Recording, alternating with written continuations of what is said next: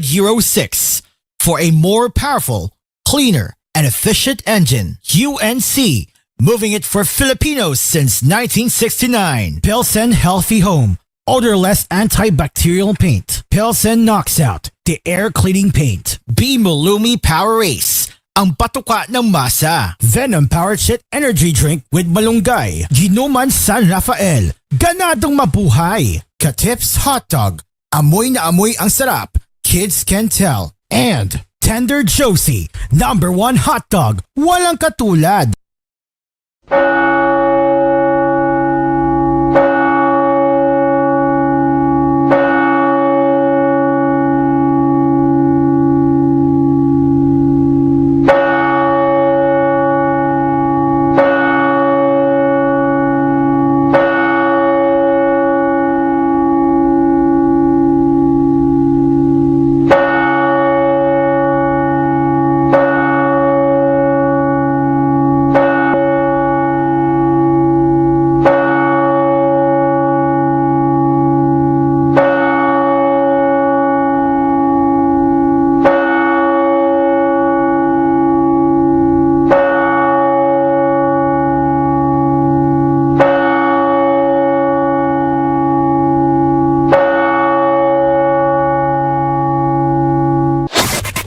Lahat ng drama, tawanan, balita at all-time favorite music hits. Sa lungkot at ligaya, kami pa rin ang inyong kasama.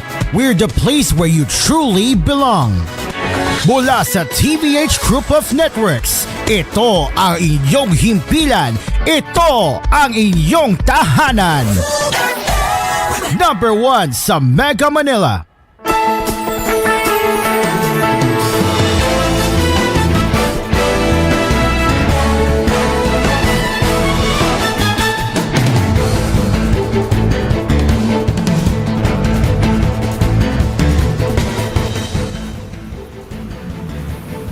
Good evening, Luzon, Visayas at Mindanao. It is now 6:02 p.m. and this is koolNews at 6. My name is Cairo and we are live on Kool FM and also on News Radio 93.1 where we share the latest stories that truly care for you. Let's get into the headlines.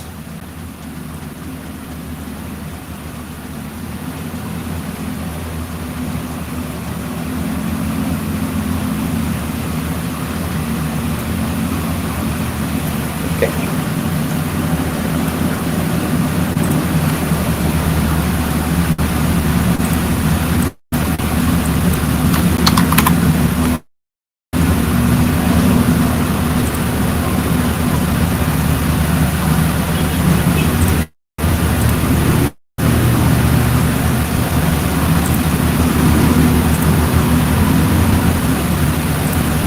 As we begin with our first top stories for tonight, with Donald Trump's integration coverage, President Donald Trump on Monday signed an executive order directing the United States to withdraw from the World Health Organization, a body he has repeatedly criticized over its handling of the COVID-19 pandemic. Speaking at the White House hours after his integration, Trump said the United States was paying far more to the UN body compared to China, adding, World Health ripped us off. The United States, the largest donor to the Geneva-based organization, provides substantial financial support that is vital to the WHO's operations. Its withdrawal is expected to trigger a significant restructuring of the institution and could further disrupt global health initiatives. This marks the second time Trump has sought to sever ties with the WHO. During his first term, the United States issued a notice of intent to withdraw, accusing the organization of being overly influenced by China during the pandemic's early stage. That move was later reversed under former President Joe Biden's administration. In his new executive order, Trump directed agencies to pause the future transfer of any United States government funds, support, or resources to the WHO, and to identify credible and transparent United States and international partners to assume necessary activities previously undertaken by the WHO. The administration also announced plans to review and transcend Biden's 2025 U.S. global health security strategy, which has designed to prevent detect, and respond to infectious disease threats as soon as practicable. The timing of the U.S. withdrawal comes amid mounting fears over the pandemic potential of the current bird flu outbreak, H5N1, which has infected thousands and claimed one life in the United States. Meanwhile, WHO member states have been negotiating the world's first treaty on pandemic prevention, preparedness, and response since late 2021. Negotiations now set to proceed without U.S. participation.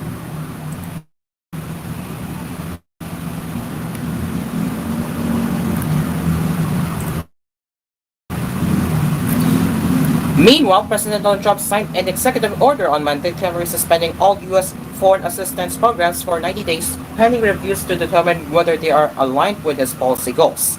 It was not immediately clear how much assistance would initially be affected by the order, as funding for many programs has already been appropriated by Congress and is obligated to be spent if not already spent.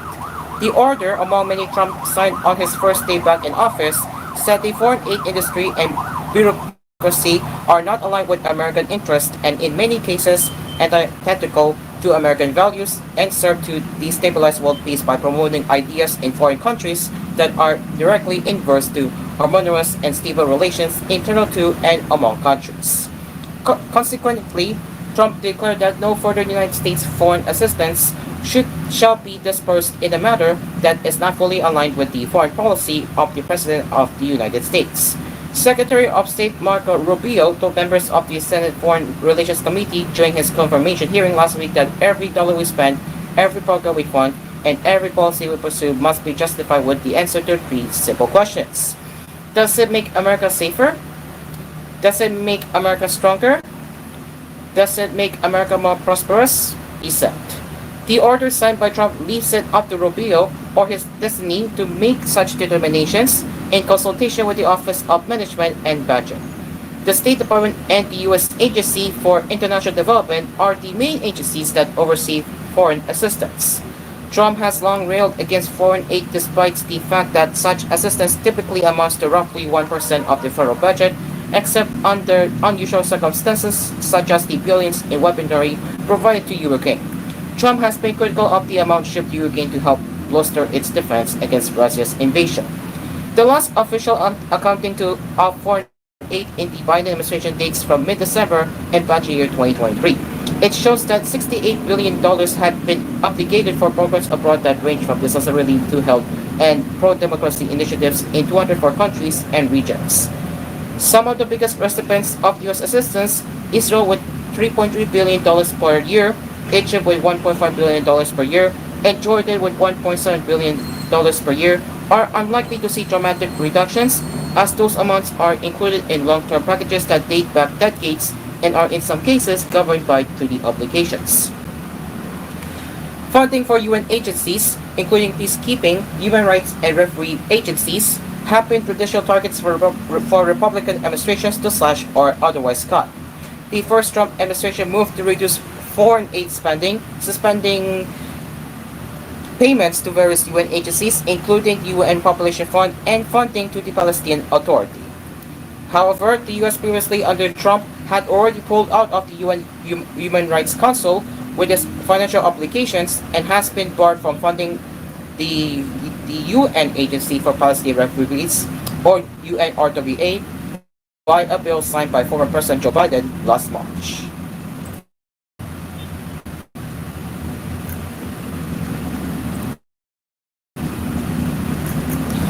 And U.S. President Donald Trump also said Monday that Vladimir Putin was destroying Russia, quote-unquote, by not making a deal to end the war with Ukraine. Trump told reporters on his return to the Oval Office he should make a deal. I think he's destroying Russia by not making a deal. I think Russia's going to be in big trouble. The comments mark an unusually critical stance by Trump on Putin, for whom he has voiced aversion in the past. Trump also said he was preparing to meet Putin. A summit between the two in his first term gained notoriety after the U.S. president appeared to accept the Russian leader's word over that of U.S. intelligence. I got along with him great. I would hope he wants to make a deal, Trump said. He can't be thrilled he's not doing so well. I mean, he's grinding out, but most people thought that war would happen over in about 1 week, and now you're into 3 years, right? Trump said. He said the Russian economy was being hit hard, including by inflation. Trump also said that Ukraine President Volodymyr Zelensky had told him that he wanted a peace agreement to end the war, which started when Russia invaded Ukraine in February 2022. Zelensky wants to make a deal, said Trump, who has repeatedly criticized the Ukraine leader in the past. Trump, during his campaign, vowed quickly to end the Ukraine war, with his aides suggesting leveraging US aid to force Kyiv to make concessions.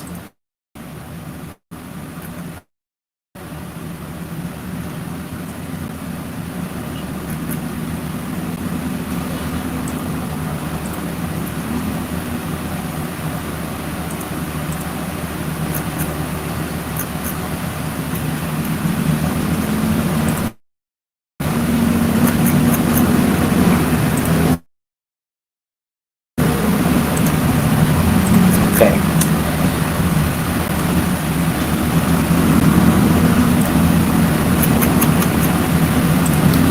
Later on koolNews at 6, as we continued our integration coverage on Donald Trump, and also in the national news, Pogcor slashes fee rate for e-games operators anew. And Singapore actor loses 1.5 million pesos to pretty face in Philippine online scam. It is now 6:11 p.m. as we will return with more news headlines that truly care for you right here on koolNews at 6. We will be right back.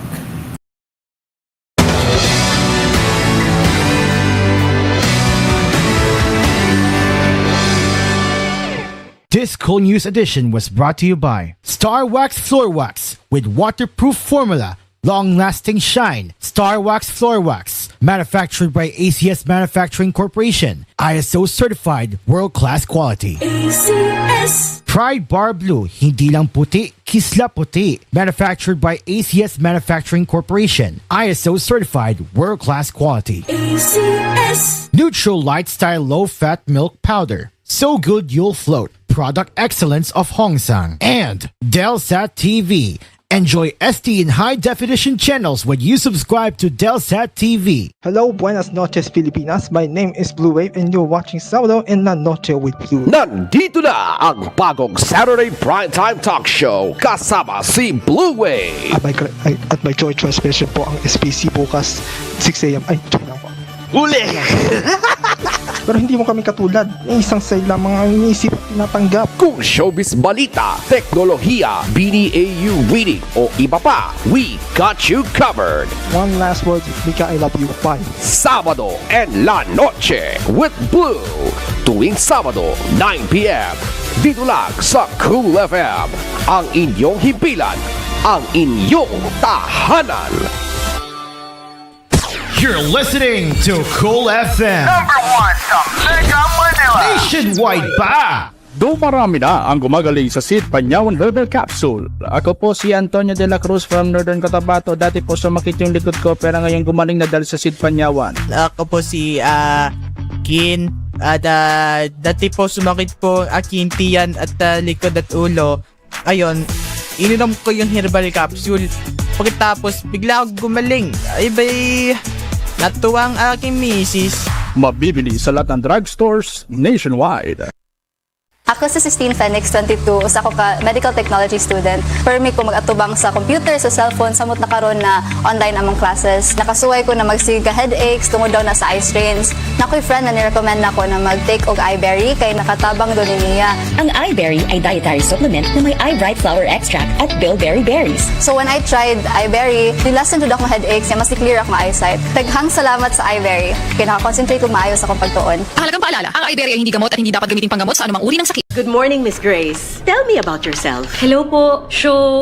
Graduate po ko sa bungi. Major in bungi. Magna cum bungi. Ako po ay very bungi worker. And I think I can be a great bungi to this company. Tulad ka ba ni Grace na mas pansin ang bungi kaysa sa credentials? Miss Bungi, Grace, sa ngayon wala kaming opening. We'll get back to you na lang, ha? Kung ikaw rin ay may bungi prob sa job hunting, maaari kang mabigyan ng Polydent ng libreng pustiso sa Oplan Balikngiti program. Go to polydentbalikngiti.com now. Sa Senado, kaligtasan at justisya ang aming misyon. Ang katarungan ay makakamit kung sama-sama tayo sa tama at tapat na pagkilos. Kakampi na inapi, Erwin Tulfo.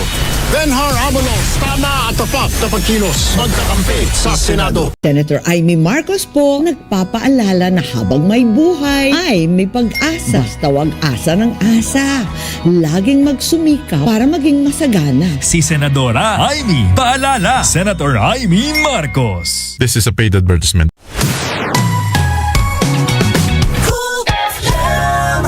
Yeah. Sa ulo ng mga balita. Nabitin? Magtusiran Forte with Total Cough Relief Formula. Laban sa dry non-stop ubo, pati sa lalamunan due to post-nasal drip at sakit sa kakaubo. Tusiran Forte! Unilab yan. Dextromethorphan, HBr plus phenylpropanolamine HCl plus paracetamol is the generic name of Tusiran Forte. If symptoms persist, consult your doctor. Magdobling ingat dahil advanced na ang mga scammers ngayon. Kaya nilang gumawa ng IMSI catcher na parang fake cell towers para kumonek sa phone mo. Gamit to, nagsisend sila ng text na may link na kunwari galing sa mga legitimate institutions tulad ng GCash. Pag makatanggap ng message with a link, SMS spoofing scam yan. Tandaan, GCash will never send links. Kahit GCash ang nag-text ng link, huwag mong i-click. Galing ang SMS sa scammers na gumagamit ng illegal cell site para ma-hijack ang SMS. GCash is supervised by the Bangko Sentral ng Pilipinas. Kahit GCash ang nag-text ng link, huwag mong i-click. SMS spoofing scam yan. Galing ang SMS sa scammers na gumagamit ng illegal cell site para ma-hijack ang SMS. Tandaan, GCash will never send links. Mamadaming time sa lahat ng gusto nyo. Mamadaming time, Champion Detergent ang gamit ko. Champion na! Sa Champion Quick Wash Technology, less time sa lamada, more time sa pamilya. Protection Yakult! with 8 billion live LCS Yakult! that may reach the intestines alive. Yakult! Helps improve digestion and boost immunity. Yakult! With proper diet and exercise. Yakult! Kaya panalo ka dyan! Miss, pabili ng Farex B. Farex B ha? Ayaw ko ng iba. Yung Farex B nga po. Meron kayong Farex B? Marami ang umaasa sa akin. Kaya Farex B. Buong Pilipinas ay far excited! Hindi nagpapahinto sa ngalay, tusok, manhid sa tulong ng Farex B, Farex B, far excited with Farex B. With proper diet and healthy lifestyle, Farex Vitamin B1, B6, B12. If symptoms persist, consult your doctor.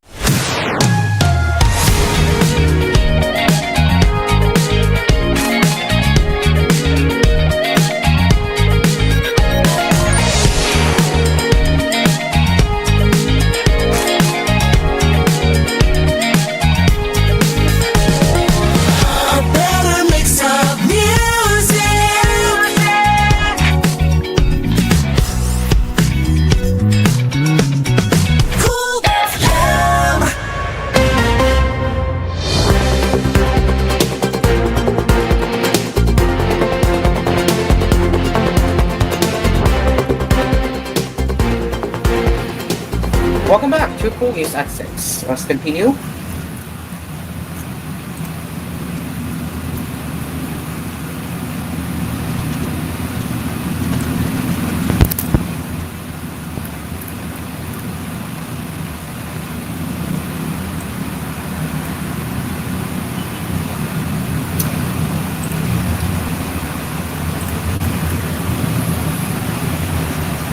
U.S. President Donald Trump ordered a 75-day pause on enforcing a law that would effectively ban TikTok in the U.S.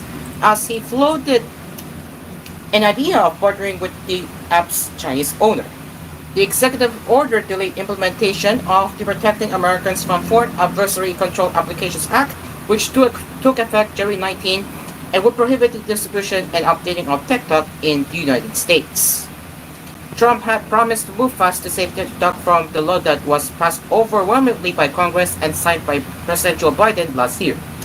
Trump, speaking to reporters from the White House, said he was seeking a 50-50 partnership between the United States and its Chinese owner, ByteDance, though he did not provide details on how this could be achieved.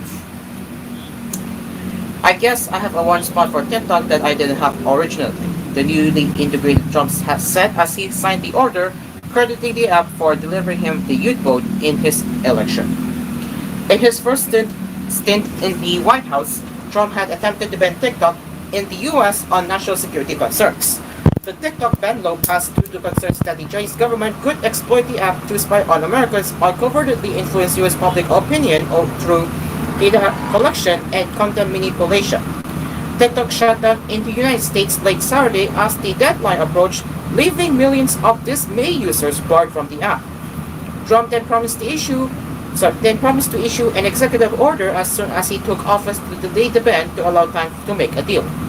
TikTok will start service in the United States on Sunday, crediting Trump for making the reversal possible, though the outgoing Biden administration had earlier said that it would not enforce any ban. To save the app's U.S. operations, Trump said he planned to set up a joint venture between U.S. companies and ByteDance, and that the company could end up being valued $1 trillion thanks to his intervention. Especially with TikTok, I have the right to either sell it or close it, Trump told reporters in the White House. We may have to get an approval from China too, but I'm sure they will approve it, or that would be a hostile act that could be reciprocated with trips, he added. Under the order, the Attorney General must issue guidance implementing the pause and send letters to service providers confirming they won't face liability for continuing to host or update TikTok during this period. This clarification was crucial for companies like Apple and Google, which would otherwise be required to remove TikTok from their app stores and block updates, facing penalties of up to $5,000 per user if the app is accessed. Orel, which hosts TikTok's US service, is also legally obliged to enforce the ban. This 75-day pause is intended to give the administration time to pursue a resolution that protects national security while saving a platform used by 170 million Americans, according to the order. And now, as we focus on national headlines, the Philippine Amusement and Gaming Corporation, or PAGCOR, on Monday announced a fresh reduction in the remittance rates for electronic games, or e-games, to encourage more investments in the online betting sector and convince illegal operators to register. In a statement, the gaming regulator said the fee rate it collects from e-games had been lowered to 30% from 35% starting January 1 this year. Likewise, the fees for betting platforms still are being run by integrated resorts were reduced to 25% to compensate for overhead expenses incurred by brick-and-mortar operators. The fee rates being collected by PAGCOR are based on a fixed percentage of the licensee's gross gaming revenues, or GGR. PAGCOR Chair and CEO Alejandro Tenco said the rate cuts would provide operators with more resources for marketing while helping prevent voluntary closures. By lowering our share rates, PAGCOR is creating a more favorable regulatory environment by encouraging unregistered online gaming operators to transition to the legal market, Tenco said. Before the rate cuts started in 2023, PAGCOR was collecting fees of over 50% of GGR from licensees, which the regulator said deterred expansion in the gambling sector. Tenco said the gradual reduction in rates had enabled the e-games industry to surpass its 100 billion peso GDR target for the entire quarter for as early as September last year. The PAGCOR chief added that the more relaxed policy led to a significant increase in the number of licensed e-games operators. The regulator has issued 1,188 licenses for various on-site and online gaming offerings to date, a 13.57% increase from 2023. The number of accredited gaming service operators also increased fivefold to 174 in 2024. The gradual reduction of share rates has significantly contributed to the growth of the e-game sector, which has become a key driver of the local gaming industry, Tenco said. We expect this trend to continue, and we are optimistic that the best is yet to come for the country's e-game sector, he added. And in a plot twist worthy of a drama series, a veteran Singaporean actor fell for an online charmer who later turned out to be more of a con artist than his next romantic lead. Mr. Lawrence Pang, who was the age of 78, lost nearly 1.5 million pesos, or 35,000 Singaporean dollars, after he was duped by Mika, quote-unquote, a woman he met on a dating site, into investing his money in an online business scam in the Philippines. Mr. Pang, who acted in Singapore television shows like Tanglin and Sunny Side Up, recounted his ordeal in Manila during the January 17 episode of the public service program Rafi Tulfo in Action, hosted by Filipino broadcaster center Rafi Tulfo.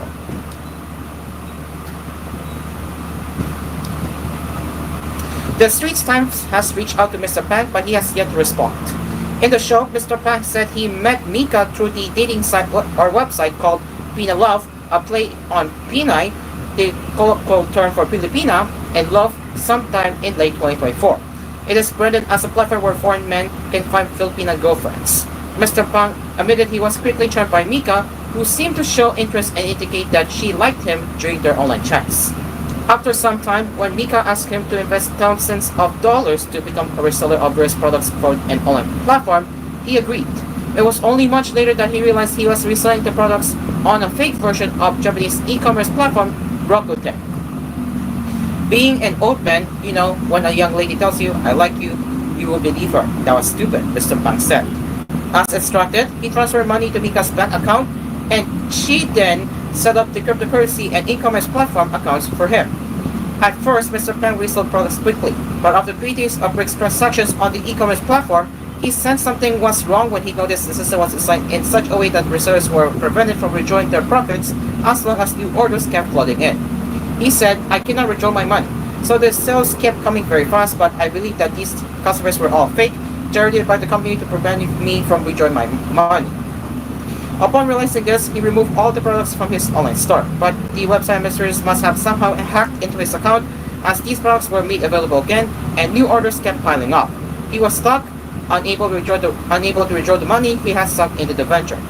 That's the modus operandi of this whole scam. You have been scammed. I'm sorry to say that to you, Mr. Tofo told Mr. Pang during the show.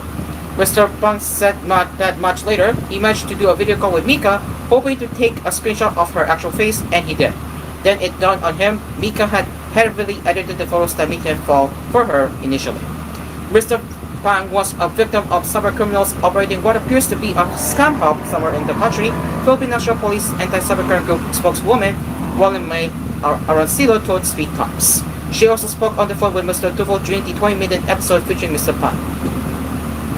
Under this modus operandi, she said scammers usually target lonely but wealthy individuals, posed as their online boyfriend or girlfriend, then convince them to invest in cryptocurrency or other online business ventures. Lieutenant Arancillo said Mr. Pang had traveled to Manila in December in a bid to go after his scammers. Mr. Tufo's office and the Philippine police are now helping him as he pursues a case against the cyber criminals.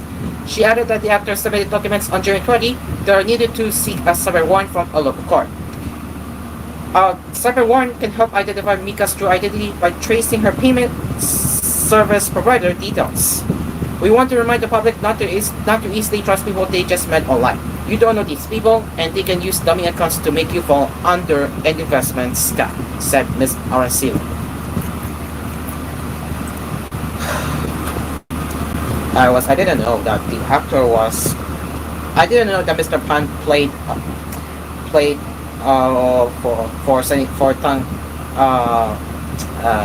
Tangwin and Sain Salah, which both of the shows, by the way, are on X Plus right now. But yeah, huge yikes. I hope it gets resolved as soon as possible. Alright, finally into the showbiz or entertainment. Love can happen at an unexpected place and time. Sometimes feelings develop in an unusual environment like space as portrayed in the K-drama When the Stars Gossip.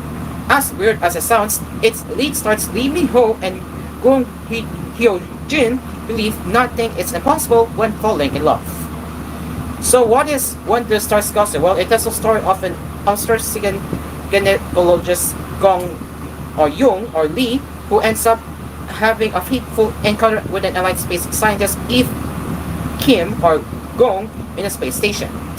At the time, Ar Young traveled to space on secret mission, but his world changed upon meeting Eve. So at the beginning of the K-drama, Ar Yoon admitted to his fiancé Choi Go-yoon, played by Han Ji-eun, that he doesn't know anything about love, only to end up falling in love with Eve. It turns out he finds out about what love is when he comes to the spaceship because Eve saves him from the blink of death. Gong San explaining the instant attraction Ar Yoon held for her character.